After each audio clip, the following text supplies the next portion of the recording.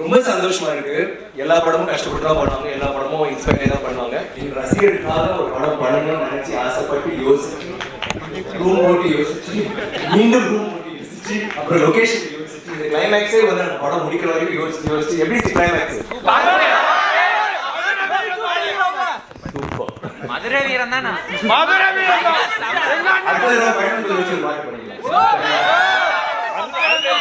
எந்த காட்சியும் பிடிச்சிருச்சு?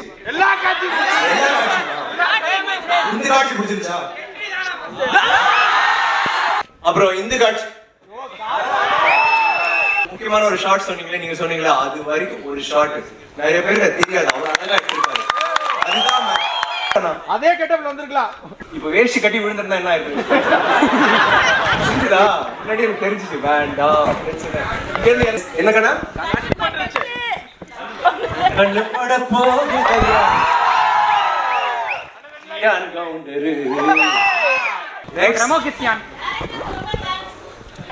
Thank you, I love you.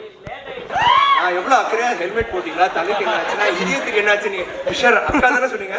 கேளுங்க அக்கா ரொம்ப நாள் ஆச்சு உங்க ஸ்கிரீன்ல பார்த்து அடுத்து திருப்பி எப்படி திருப்பி இதே காம்பினேஷன் பார்க்க முடியுமா?